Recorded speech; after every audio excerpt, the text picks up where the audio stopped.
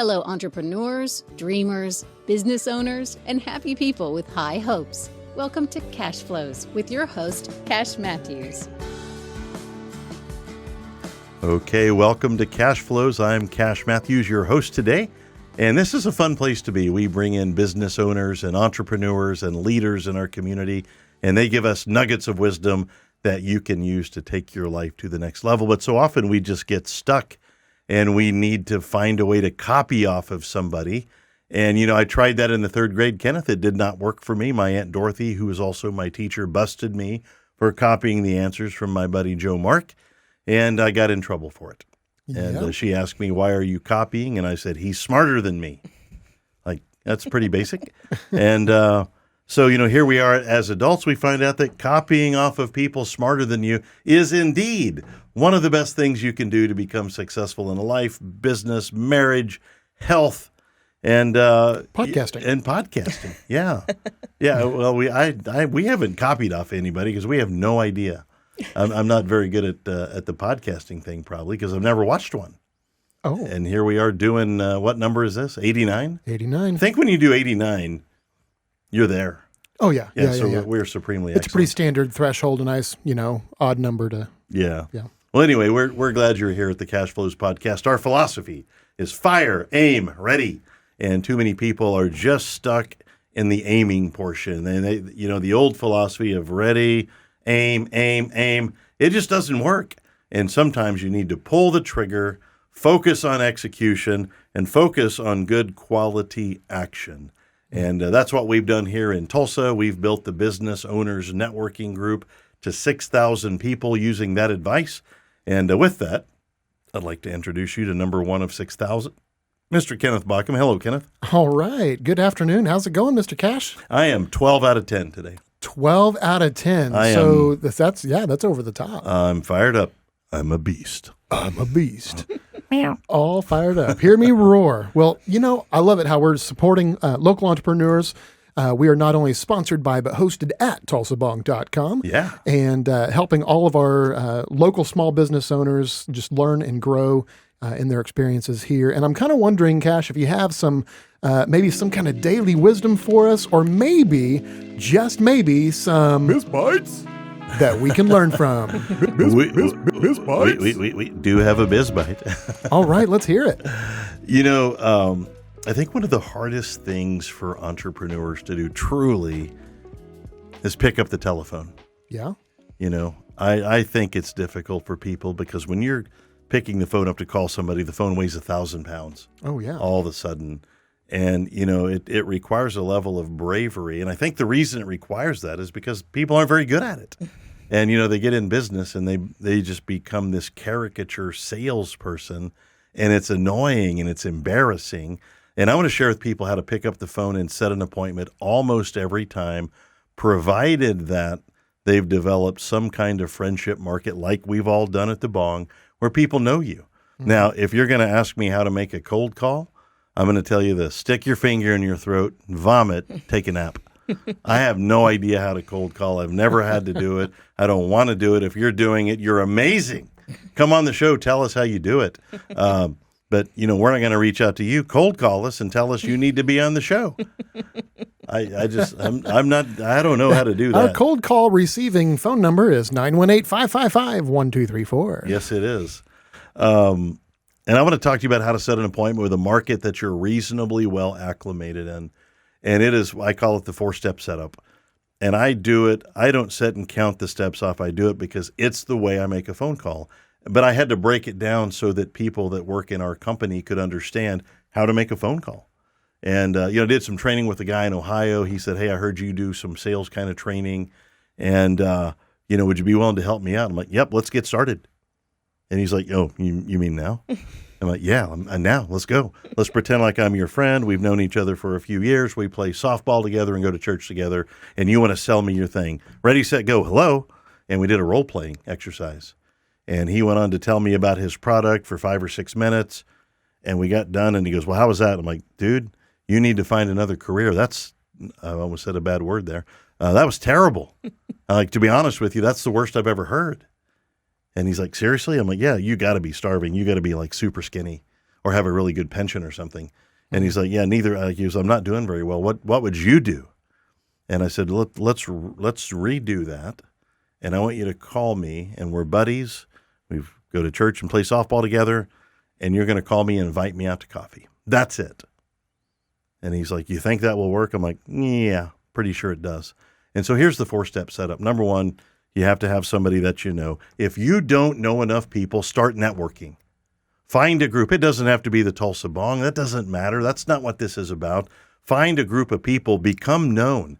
Do things in your community where people get to know you. If you're coming out as the Lone Ranger and secret agent man, I don't know that it's ever going to work. So I moved to Tulsa 3 years ago, 2 years ago. We started contacting people, set up this B.O.N.G. group that we're all part of. Today I know 6,000 people, Wow. 6,000. And all I did was invite them to coffee. I did 1,100 one-on-ones that turned into 6,000 members of our group. And I never called somebody and explained my deal. I just invited them to coffee, and I did it this way. So, Kenneth, I know you a little bit. And this started, I knew my realtor. And I called him this way. We'll pretend like you're him. Hey, Kenneth, I've only got a minute. I'm running. What are you doing tomorrow at 11? A podcast. Okay, what are you doing tomorrow at 3? Sorry, a podcast. Oh, I'm open at 3. Cool. Hey, man, I want to get your eyes on something I'm working on. Can you meet me at the Starbucks, over on Harvard? Sure. All right, man. Got to run for now. See you at 3 o'clock. You repeat the time. Mm-hmm. So the impact of those are this. I'm busy because I'm busy. I'm busy because we're all busy. Hey, dude, I'm running right now. I've only got a second. That's crucial. What are you doing tomorrow at 3? Clear the time. Nothing. Why? What's up? Hey, I want to get your eyes on something I'm working on.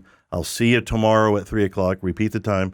Get off the phone. Appointment setting call should last 30 seconds. Now, there's a lot of variables. He could say, hey, I'm not available at 3. Here's what I do. Hey, cool, man. I'll reach back out in 3 or 4 weeks, and we'll get back together. I told you I was running. I'll get back together with you later. A rookie salesman's going to go, I have Tuesday available and Thursday available. Can you do 4 o'clock or is 1 o'clock better? I ain't doing that game. That's a sales technique that they taught. That way is dead.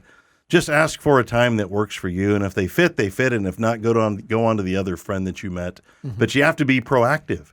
A lot of people are praying for God to steer a parked car. Wow, and it's not necessary. So clear the time. Hey, I'm busy. Clear the time. Say the thing. Repeat the time. Get off the phone. And I rarely get stiffed on those appointments. Yeah. Now, they might go, what's it all about? And I have a standard answer for that. And I go, coffee? Oh, well, that's weird. You've never heard of that. They heat up these beans. They put a bunch of sugar and cream. It's delicious. And I'm running right now, like I said, but I'm excited to share coffee with you tomorrow at 3. Bye for now. Red button, off the phone. Yeah. If they really demand a long explanation, I say, dude, if I had time to tell you, I already would have. I told you I'm running right now. Do you have time to meet me at 3 o'clock or not? I ain't messing around. Yeah. Are they going to get mad at me? I don't know. Maybe. If my friends are going to get mad at me because I want to share an idea with them, that's on them. That ain't on me. That's true. And if I have to throw down the gauntlet, especially if it's somebody that I've helped move or I've supported their deal, like, dude, I helped you move. You owe me.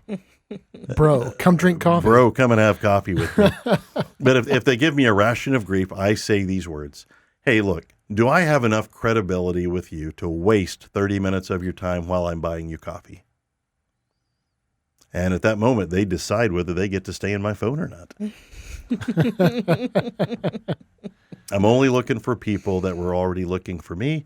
A man convinced against his will is of the same opinion still. I'm not trying to change anybody's mind. I just want to know if I can have 30 minutes of your time. And it's not a one-on-one. It's a one.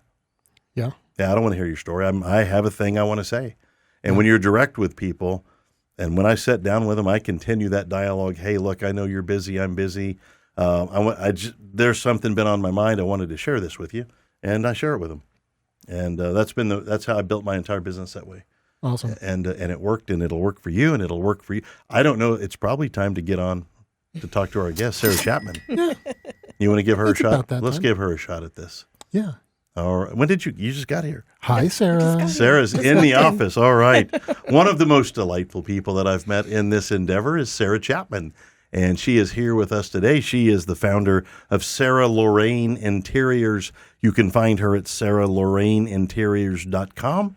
And she also has a sticker and decal business in which I'm featured in probably the greatest decal ever that says "Cool Story, Bro." Thank you for that. That's the coolest thing ever. That was actually the very first sticker I made. Yeah. Wow. Like I don't want to say, hero. Yeah, That's a little much, but thank you for that. Like I've shown that to some people like, look, cool story. And it is a cool story. You can find that at the Studio by Sarah with an H, sarahloraineinteriors.com and the studiobysarah.com.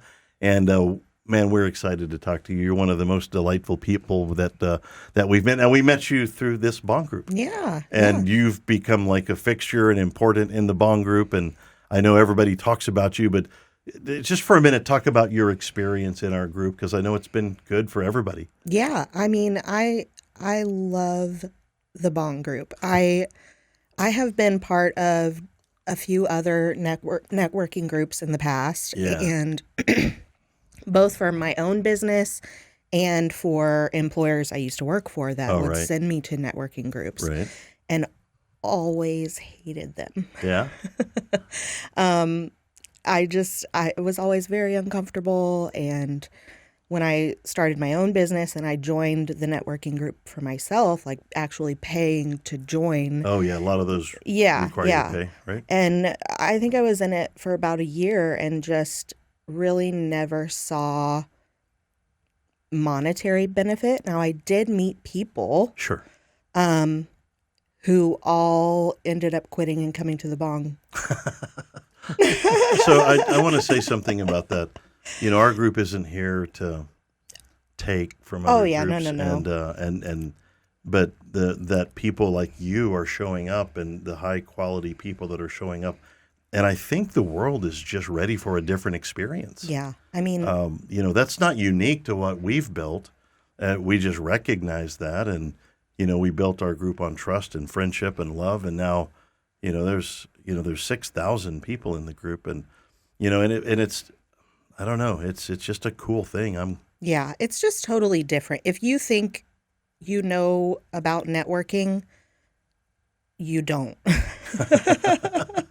Until you are in a group that is like the B.O.N.G. Right. Because it's just so completely different and it works better than any other method, any other networking type of group that I have personally ever been a part of. Well, and that's why our message on setting appointments is prefaced with, you need to go make a bunch of friends. Yes. And you can always tell the new people joining the B.O.N.G, they put these big long posts up and you can tell they're just trying to They're just trying to make the sale. And look, if they're in a networking deal, they need to make the sale. And I completely commiserate with it. I've been there. I think we've all been there. Oh yeah, I mean that's primarily why we started business in the first place. Right. But there's a point where you have to say, what's the best way to do it? And the best way to do it is friendship marketing. It's why we're friends. Yeah. Your husband came over and showed me something to do that we're going to do with my house. Yeah. Because he's, we're working together on it. And I just love that camaraderie that we all get to enjoy and do life together. Yeah. It's unique. Yeah. It really is. Well, you make it unique as well because you've got a weird decal business with my head on it. And it took me a little bit to figure out how cool that was because I was like, wait a minute, I think that is me. It's me.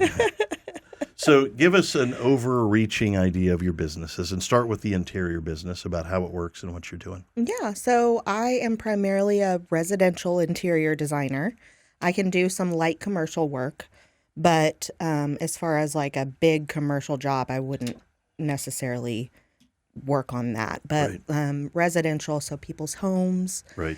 And I'm actually working on a light commercial project for a B.O.N.G member right now too. Oh, very cool. Yeah. So just helping people space plan, floor plan, pick out furniture, pick out decor, all the fun, pretty things. I can do all of that. But I can also help with the building process, with actually planning out the footprint of your home. Wow. And sometimes contractors, builders, architects, they're all, of course, great with what they do, but they don't always think about the finishing details and how it's going to pertain to the person living in the home over time. What makes it a home instead of a house? Right. And so that's where a designer can really come in and make what your contractor or your builder are doing make sense for your life. So can you work then with an architect as well? Oh, yeah. Yeah, so when the architect is in the initial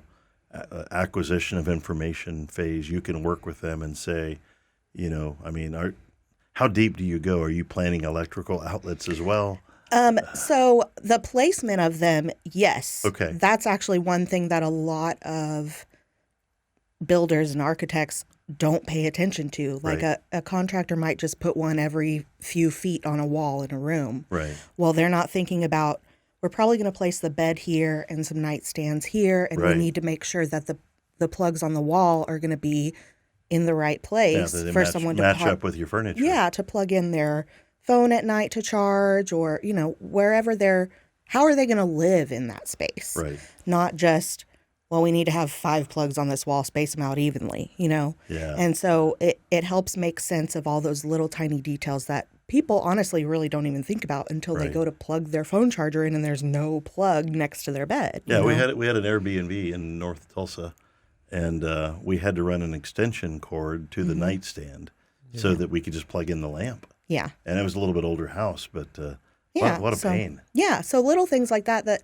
really, like I said, nobody thinks about that until it's time to do it. But that's my job as a designer, to foresee little problems and inconveniences like that we can fix before the build finishes. Right. And so you're not spending money after you've already spent a ton of money building this house, fixing little mistakes like that. We want to catch it all on the front end. Okay. So that's why I think it's important for... Go ahead. I'm sorry. I'm seeing it play out in my brain, and I'm fascinated by it because I don't have this ability.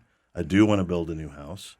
My wife has less ability than I do at fashion and design. My proof of that is she married me. So can you furniture shop? Yeah. Okay. Yeah, I can do all that too. And that's the things people think about when they think of a designer. Typically they think of, help me pick out furniture, help me pick out artwork, help me pick out what's going to go on my wall.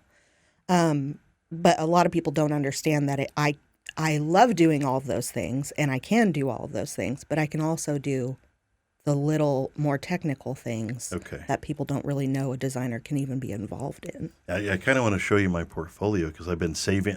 That's what we've been doing, is just saving pictures. That's perfect. Is that That's how to exactly get started? What you should do. Yes. So if you're thinking about building or rehabbing a house, take pictures and store them on your phone, maybe 187 of them. Yeah. Hey, That's specific. Well,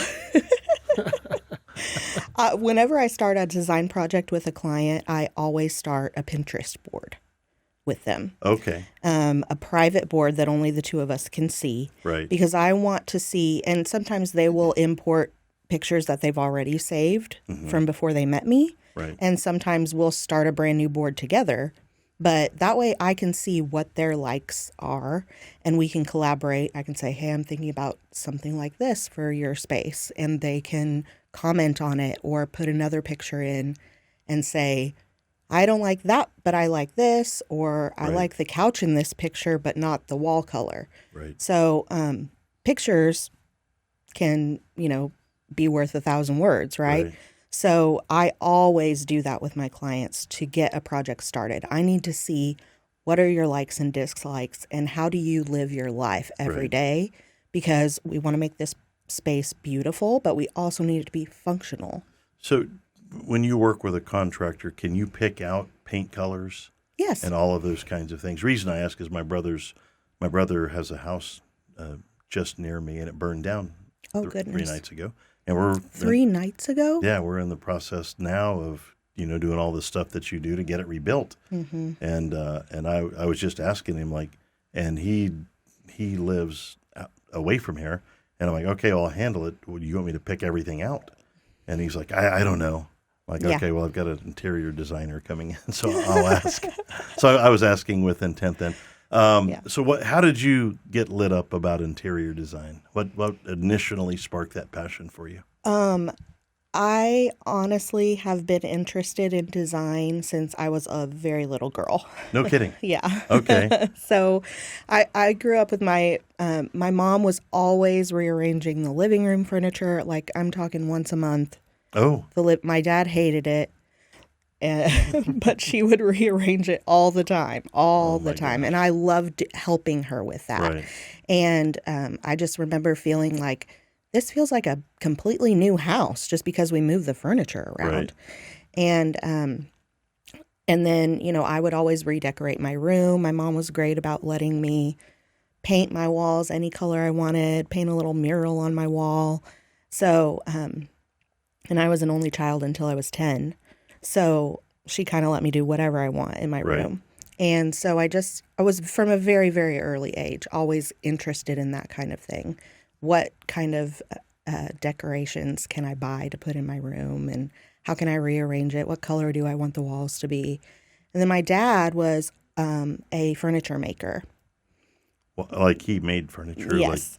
like as a business or just Yes, long before I was born, he okay. did. Well, that's a cool thing. But we had a large shop on our property at my parents' house growing up, and he didn't do it for a business while I knew him. Right. But he was always in the shop tinkering, and he was making things for me, for my mom, for our house. So he was always just a woodworker. Got it. And then my grandpa, my mom's dad, was a cabinet maker. And my mom and him worked together a long time ago, flipping houses and just all kinds of that type of industry in my Right. family growing up. So I think I was just kind of like born into it. Right.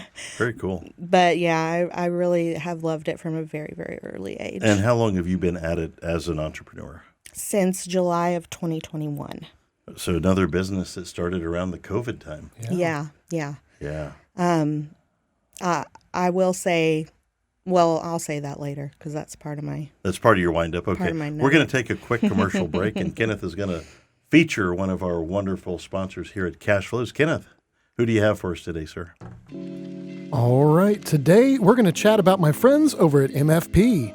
With my financial plan, keep everything you own in one secure, accessible place. See everything you own and know what everything is worth. Benefits include a personal financial website with daily balances and budgeting tools. It's accessible anytime, and you can get it for yourself at joinmfp.com. What an excellent job, Kenneth. Thank you. Thank you for featuring our company, My Financial Plan. It's a cool place. It's just like one of those things that we came up with, and it's a good idea. And if you want to keep your money all in one spot, join MFP.com. There it is. We're working on our advertising skills here as well. Right. We have Sarah Chapman in the studio today talking about interior design and decals of my face. Exclusively. in That's that all I order. do. That is people say you have to have a niche market. That's pretty niche. I have one potential customer. You can find Sarah at sarahloraineinteriors.com. Sarah with an H, Lorraine with 2 R's and an A and I. And an E And an E. somewhere. It's like, it's like P as in pterodactyl. Right. sarahloraineinteriors.com. Sarah Chapman, the studio by Sarah.com. If you want to reach out to her and find out more about interior design or custom decals for fun, friends, and family. I just made that up on the spot. Sounds We're great. working on our ad script here, so we'll be working on that. We've been talking about her origin in the world of home decor, interior design, and how and who she works with. And your dad was a furniture maker. Your grandfather was a house flipper.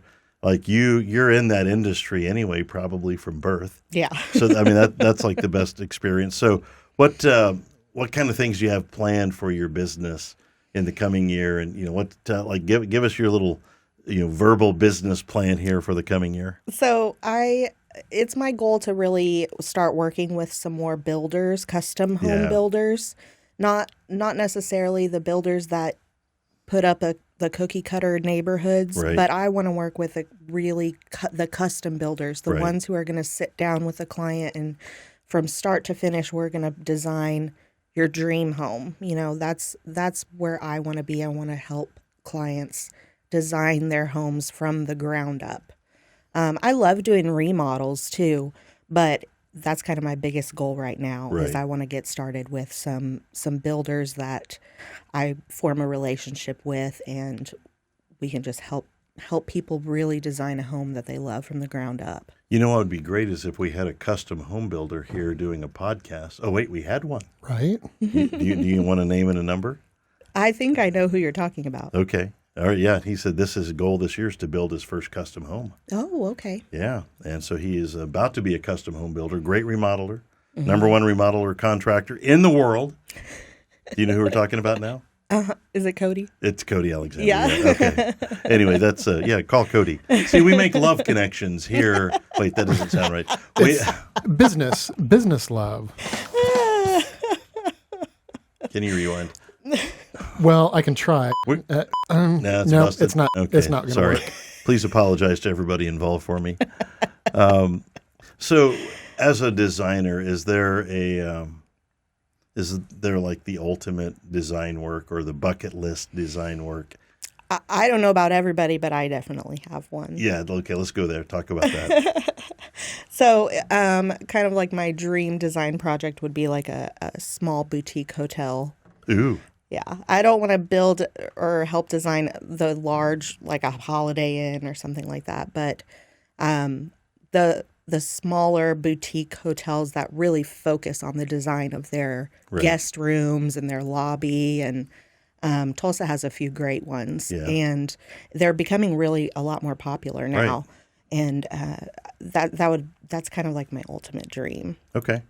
Well, that makes sense. That sounds fun. Yeah, I think it would be really What's fun. keeping you from doing that? I mean, do they have to build a new one or do they rehab an old one? I don't both, I think. I mean, a lot of the things that are being done in Tulsa specifically are rehabs because we have a lot of really cool architecture and older buildings here. Yeah. And so the Tulsa Club Hotel was just recently renovated. Okay. And it's a very, very cool place. If you haven't been there, it's downtown. Yeah, and, have not been here. Haven't been to any of the neat hotels downtown ever. But maybe we'll give that a shot. Do you keep a portfolio on your website of things that you've done? I do have a few projects on my website. Okay. Where people can see more of the work I've done will be on my social media pages. So Okay. my Instagram and my And Facebook. Sarah Lorraine Interiors is also your Facebook and Yep. What's the other one? Instagram? Yeah. MySpace? Yep. You're on MySpace? Do you even know Is this 1995? Could be. I mean, it would be funny if we had like a Commodore 64 computer outside. Maybe we do. We're taking it. That's in the Wayback Machine. So what kind of struggles do you face as a business owner? Gosh. I mean, when I first began my business, the struggles I faced are different than they are now, I think. But always facing the struggle of balancing my time in my business with time with my family. Right. And that's going to be one of our questions because I'm always interested. How do you balance, your life and being a mom and being a wife? How do you balance all that with being an entrepreneur? Yeah. Yeah. So that's a struggle. I think I've gotten better at it. Yeah. But it's really important to me to make sure that I'm creating boundaries with my clients. Right. And I have office hours that I tell them up front. Right. This is when you can reach me. And if you need to tell me something outside of office hours, feel free to send me a text or an email. Right. But I will not answer until the next business day. Right. So you've just developed a time block. Yes. That's mommy time, life, Family time. Yeah. Good for you. Yeah. It's that's not to say I may not be working on the couch on a project in the evening. Yeah, but I'm not communicating with clients actively. That's by choice and not by demand. Right. Yeah, right. and you have to have that downtime. Right. If you want to do it, great. If you don't want to do it, that's great too. Yeah. I found out if you give me 60 hours to do something, I'll take 60 hours. Yes. And I think when you define your time a little better like that, you become more efficient as an entrepreneur. Yes. So that was something I learned I needed to do very early on in my business. And clients appreciate that, honestly. They, Right. they would rather you tell them that up front and than them trying to contact you at 8 or 9 o'clock at night and you're Right. not answering and they're Right. like, hey, where did you go? So I think I have it in my contract even. It tells Okay. them specifically, these are business office hours and this is how we can communicate. And I have not had anybody complain about that. My wife said, just because there's a space on the wall, you don't have to fill it. Yes, I say And that. I say You that say too. that as well? Okay. Well, my wife said that to me, and I went, "Well, that doesn't sound right." And so you're okay with that as well? Yeah, that's so funny that you mentioned that. I've talked about that before. I truly believe that it is better to leave a blank space on the wall than to just fill it with something random simply just to fill the space. Right. I really believe in the decorations in your home should mean something to you. Oh yeah. They should evoke a feeling or a memory. Even if it's just a picture of a flower on the wall, that should mean something to you. Even Yeah, if that absolutely. meaning is just, it makes me happy when I look at it. I think that's a good value, and that's why we still have our Valentine's tree up. It has pictures of all of our animals on it. Yeah. It doesn't have bright red bulbs. It has puppies. Yeah. That Stephanie Hall painted for us. Yeah. Yeah. And that's why we didn't take it down, because we like it. Yes. Every time I go to the back door and let the dogs out, that to me is the best thing in my house. Yeah. So that's totally fine. I mean, Yeah. that design really should be about what lights you up, what makes you happy, what makes you feel good in your home. And that's the most important thing. All right, we're going to move on from home interior and design work to sticker business. Okay. And I want to find out, just give me the transition there. What's going on there? So in design, things kind of slow down toward the end of the year. Right. People are more focused on the holidays and not Yeah, really they're not making those renovating changes. their house. So I was just bored, honestly. And I came to mind. Okay, so I'm a very creative person. I'm Right. always involved in like doing crafts and little hobbies like that. And so I'm always just doing something creative. And I was learning how to digitally draw on my iPad. And then from there kind of stumbled into making stickers. And I already had a Cricut machine at home, which is what I use to make the stickers. Right. So I just was kind of like going further and further down this wormhole, of, hey, this sounds kind of fun. And then I texted my husband and I was like, do you think I should make some fun little stickers to sell? And he was like, sure. So I just kind of jumped in and did it. Now, I designed several others before I designed the cool Story Bro sticker. Okay. But yours is the first physical sticker that I made All right. because I knew people in the B.O.N.G were going to want to buy them. I was not a bit weirded out by that till I realized I love the phrase, and it took me a minute to realize that might be me on the sticker. Like, as the first time in my life, I felt like I had arrived. So I That want makes me so happy. I want to thank you for that. And my 15-year-old daughter's like, Dad, you're on a sticker? I'm like, yeah, aren't you? Anyway, I have had maximum amount of fun with that. I love it. I mean, I guess it's different than interior design, but it's more of just a creative outlet that's Yeah. fun and exciting. Yeah, it's Okay. fun and it's way less stressful than the design business can be. Right. So, I mean, it's less client interaction. It's more just about my artistic ability and my creativity, and I get to kind of create whatever I want. And Well, then, that's your tagline is artistic creations that make you smile. yes. And I'm still smiling. I collect decals, just by the way. Oh, wow. Okay. I am a decal guy, and I collect old bicycle and motorcycle decals. And so I love stickers. Okay, cool. Like it is a cool story. And I love decals and stickers, and I don't know why, but I still do. A lot of people do. Well, I'm gonna let the bicycle world know that sticker exists. Things are fixing to get good. Oh. Yeah. So what, you have hobbies Yeah. outside of your career? Yeah, I mentioned kind of just like creative hobbies. My Okay. daughter, my husband and I just built my daughter a dollhouse for Christmas. And That's cool. Yeah, so I like to make dollhouse furniture for her. All right. And that's kind of what I've been up to So dollhouse lately. furniture, like the couches and beds and stuff like that? Yeah, So but miniature. Right. So it's kind of like design related. Yeah, Right. that's a little bed for when you're a little tired. That's right. That's right. Sorry. I got to get a day job. So don't you live in the country? Yeah, Yeah, what's that like? I live out in Manford on a 10-acre farm. Oh my gosh. Yeah, so we don't actually farm on the property. My husband's family does. Right. They raise birds to sell, Oh. and they're not like, they don't sell the meat. They sell bird like show chickens, like the pretty fluffy ones. Wait, hang Yeah. on. There's a thing called a show chicken? Yes. Oh, yeah. Have you you heard ever of been this to before? the livestock show, like at the fair?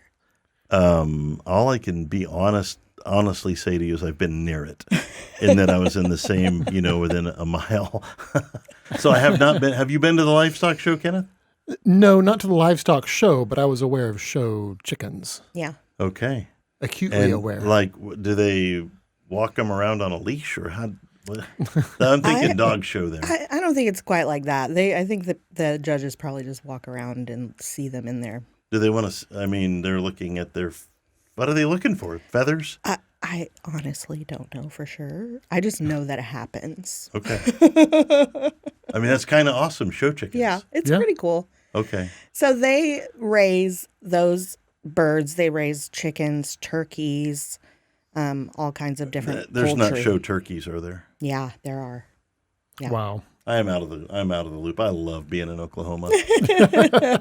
Show all kinds of poultry. Yeah, all different kinds. All right. Well, they should call their business Poultry in Motion. That Poultry I in will Motion. tell them that. It's funnier than you're realizing at the moment. That's called a drive-off joke. When you drive off, you're going to go, actually, okay, that makes sense. Yeah. That's funny. Oh, You laugh a little bit later. Yeah.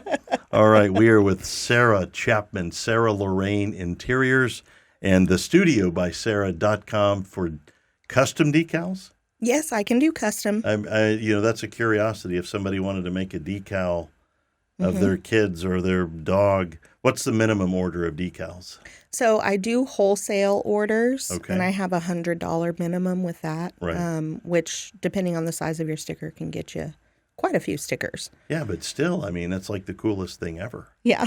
Do Yeah. you do things like wine bottles and stuff that people that produce those kinds of things? or- I don't do labeling. Okay. So my stickers are purely like Just entertainment. fun. Yeah, just artistic creations that make you smile. Yeah. Yeah. Yeah, we may have to get a Cashflow sticker. we very well may. Yes. Yeah, I do. I have done logo stickers for businesses, small really? businesses, and my own small businesses. Okay, well, that's cool. So I can do that. And if you have a design already made, I can produce the sticker with that design for you, or I can draw a design for you if you need one. Very cool. All right, we're at that point in the show where you give us a wonderful nugget of wisdom.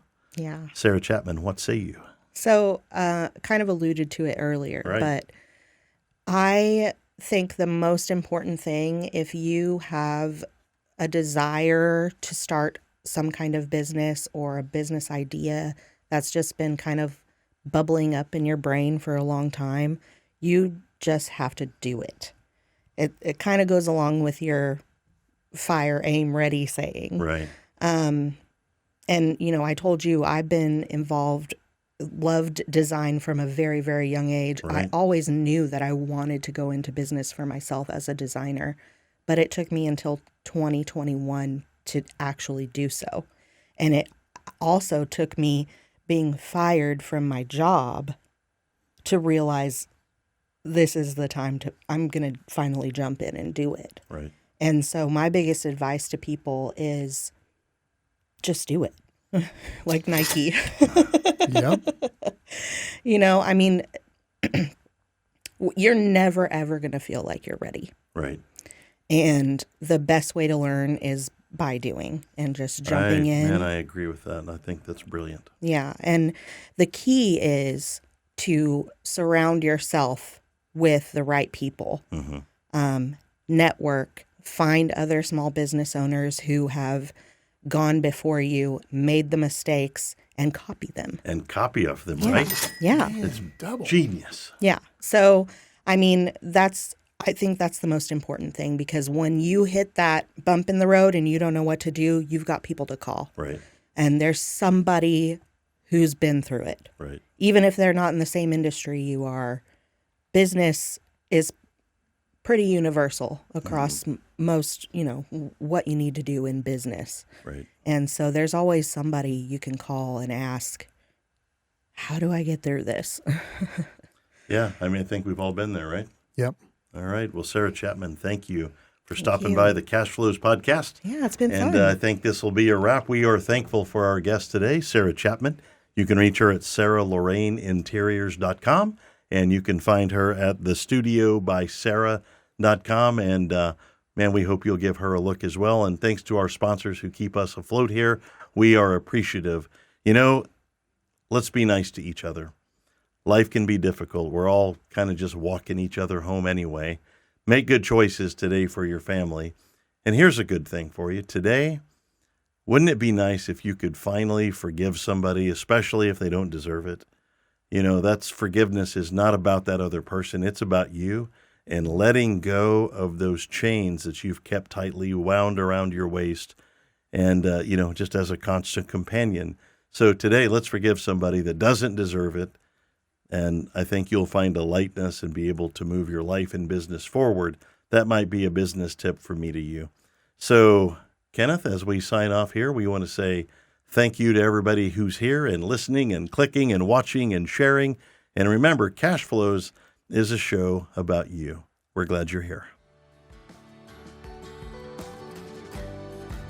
That's our show for today. Stay tuned for another riveting edition of Cashflows.